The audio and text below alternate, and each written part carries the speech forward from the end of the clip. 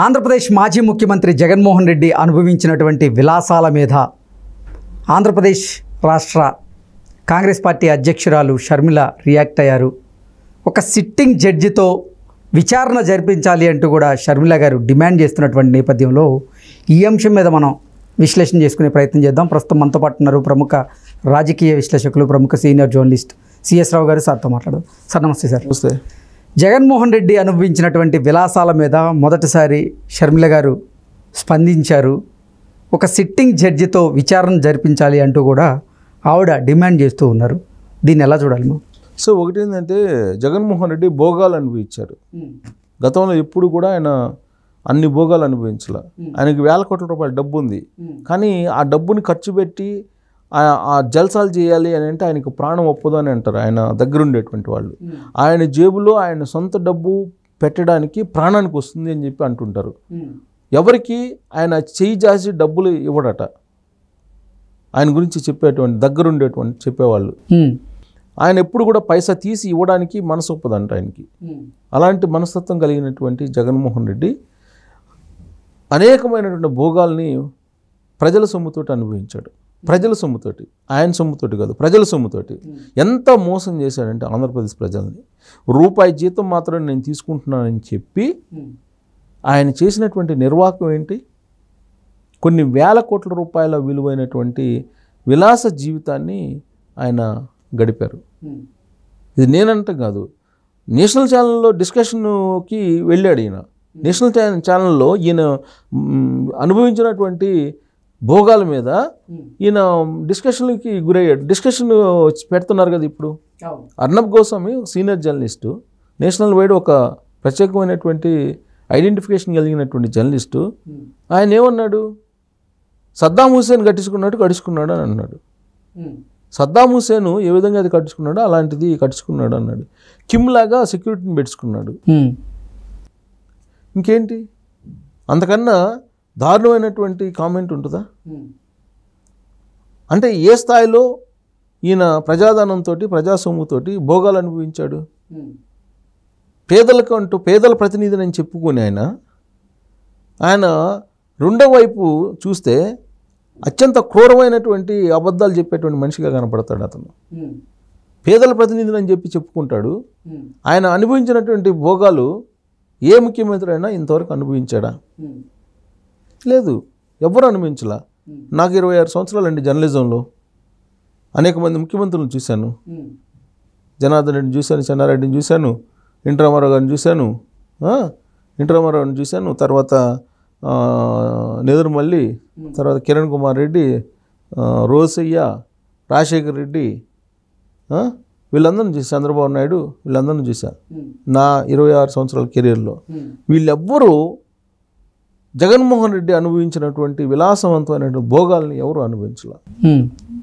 సాదాసీదాగా వాళ్ళు ఉండేవాళ్ళు. ఇంకా రాజశేఖర రెడ్డి 5 కోట్లు పెట్టి అప్పుడు బిల్డింగ్ కలిస్తే అదే పెద్ద ఇష్యూ అయింది. బేగంపేట దగ్గర రాజశేఖర రెడ్డి క్యాంప్ ఆఫీస్ కోసం 5 కోట్లు పెట్టి అప్పుడు కట్టిస్తే 5 కోట్లకే పెద్ద ఇష్యూ అయింది. అప్పుడు 5 కోట్లు పెట్టి కట్టిస్తారా, ప్రజాధనాన్ని దుర్వినియోగం చేస్తారా అని. అలాంటిది జగన్మోహన్ రెడ్డి ఎక్కడికి పోతే అక్కడ ప్యాలెస్లు కట్టుకోవటం అనేది ప్రజాధనంతో. ఆయన సొంత డబ్బు ఖర్చు పెట్టుకుంటే ఓకే, ఆయన సొంత డబ్బు అసలు పైసా కూడా తీయడంట. పిల్లికి భిక్షం పెట్టడు అని అంటారు చూడు, పాత సామెత ఉంది. పిల్లికి భిక్షం పెట్టరు వీళ్ళని. అలాంటి వ్యక్తి జగన్మోహన్ రెడ్డి అని చెప్పి ఆయన గురించి బాగా తెలిసినట్టు దగ్గర మనుషులు నాకు చెప్పినటువంటి మాట. ఆయన తెలుగులో లోబి అంటారు కదా, లోబి అని అంటారు ఆయన్ని. అంటే పెట్టడం, ఇవ్వడం అనేది చేత కాదు, తీసుకోవడం తప్ప అనేది ఆయన గురించి చెప్తుంటారు. ఆయన తెలిసిన అంటే వాళ్ళు చెప్పడం తప్పితే నాకు ఎప్పుడు అనుభవం లేదు ఆయనతోటి. బట్ వాళ్ళ దగ్గర ఉండేటువంటి వాళ్ళు చెప్పేటువంటి మాట, డబ్బులకు సంబంధించి కొంతమందికి తాగుడు వ్యసనం ఉంటుందండి, కొంతమందికి స్త్రీలోలత్వం ఉంటుంది, మరి కొంతమందికి పేకాట వ్యసనం ఉంటుంది, ఇంకొకరికి కోడి పందాల వ్యసనం ఉంటుంది. జగన్మోహన్ రెడ్డికి డబ్బులు సంపాదించడమే వ్యసనం అండి. డబ్బులు సంపాదించడమే వ్యసనం. ముఖ్యమంత్రి పదవి వచ్చిన తర్వాత ప్రజల సొమ్మును దోచుకోవటమే ఒక వ్యసనంగా మారి కొన్ని వేల కోట్ల రూపాయలు దోచేసాడని చెప్పి ఆయన మీద ఉన్నటువంటి అభియోగాలు కదా. ఇప్పుడు లిక్కర్ విషయంలో ఎంత దోచుకున్నాడు కళ్ళకు కనపడుతుంది కదా. ఆంధ్రప్రదేశ్ ప్రజలందరూ కళ్ళారా చూసిన తర్వాతనేగా ఈ తీర్పు ఇచ్చింది.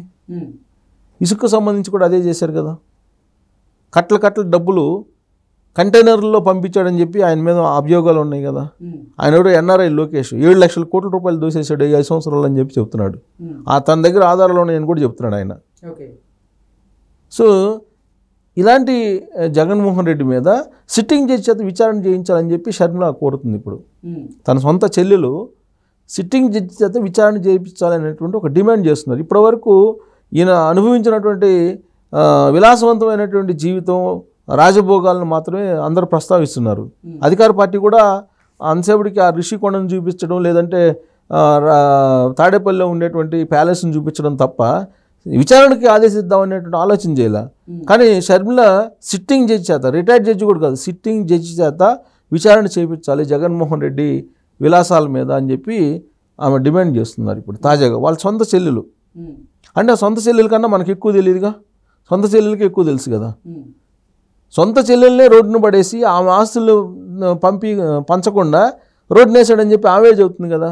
అంటే ఆయన ఎంత లోబి, అంటే ఇవ్వడం చాదగానటువంటి వ్యక్తి, ఇవ్వడానికి మనసు ఒప్పనటువంటి వ్యక్తి. అందుకే ఇప్పుడు ఫర్నిచర్ ఏమని చెప్పి ప్రభుత్వానికి సంబంధించినటువంటి ఫర్నిచర్, అది ప్రజల డబ్బుతో కొన్నటువంటి ఫర్నిచరు ఇవ్వండి అని చెప్పి నోటీసులు పంపిస్తే ఇంతవరకు రెస్పాండ్ లేదు.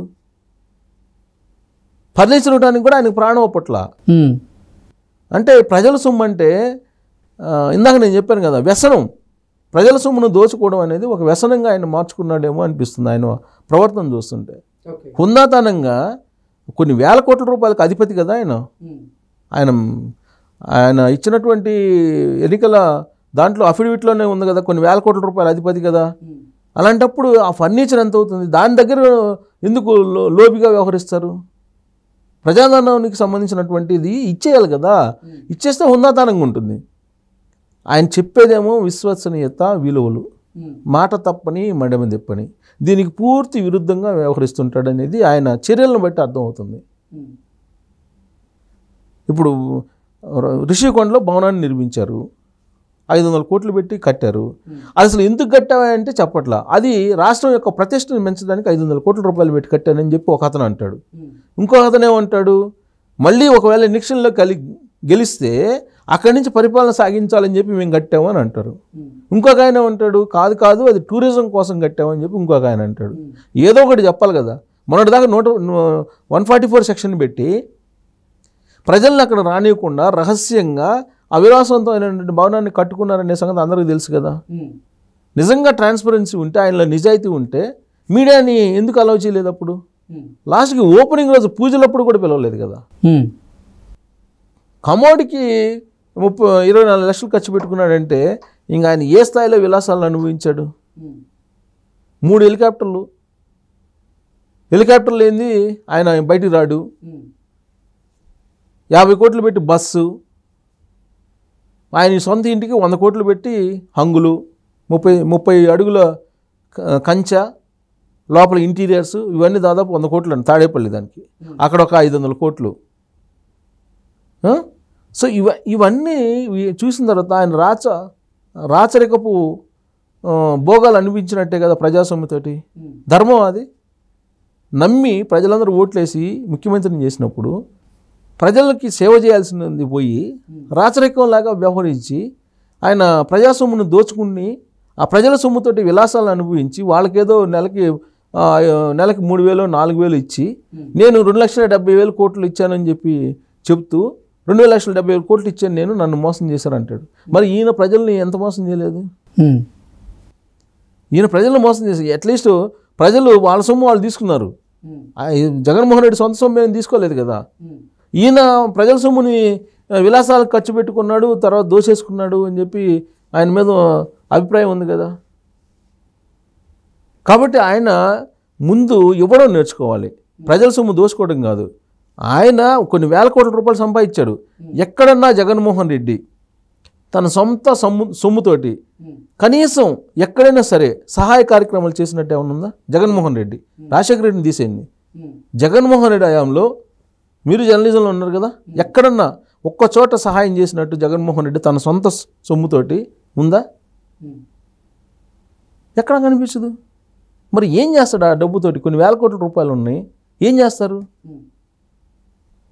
సో అందుకే ఆయనకి ఒక వ్యసనం ప్రజాసొమ్మును దోసుకోవటం అనేది ఒక వ్యసనంగా మారినటువంటి ఒక పొలిటికల్ లీడర్గా ఆయన్ని చెప్పడంలో ఏమాత్రం సందేహం లేదు. ఎవరన్నా అలాంటి కామెంట్లు చేస్తున్నటువంటి వాళ్ళని కూడా మనం కాదనలేం. అందుకే చంద్రబాబు నాయుడు ఇవాళ అమరావతిని సందర్శించిన సందర్భంగా ఆయన ఒక మాట అన్నాడు, రాజకీయాల్లో ఇలాంటి వ్యక్తులు పనికిరారు అని. ఆయన చెప్పింది నిజమేమో అనిపిస్తుంది ఒక్కోసారి. అంటే మనం పలానోళ్ళు పనికిరారు, పలానోళ్ళు పనికొస్తారని మనం సర్టిఫికేట్ ఇవ్వం కూడా, ఇవ్వాల్సినటువంటి అవసరం కూడా మనకు ఉండదు. అది మన వృత్తి కాదు. కానీ ఆయన మాట్లాడినటువంటి మాటల్లో నిజం లేకపోలేదనేది ఈయన చేస్తున్నటువంటి నిర్వాకాలను బట్టి మనకు అర్థమవుతుంది. ఓకే. సో ఒకటి జగన్మోహన్ రెడ్డి భోగాల మీద ఖచ్చితంగా సిట్టింగ్ జడ్జితో విచారణ చేయించాల్సిందే షర్మిల చెప్పినట్టు. మరి కనీసం ఆమె చేసినటువంటి డిమాండ్ని బేస్ చేసుకుని చంద్రబాబు నాయుడు విచారణకు ఆదేశిస్తాడా, లేకపోతే ఆ ధైర్యం కూడా చేయలేడా చంద్రబాబు నాయుడు అనేది చూద్దాం మనం.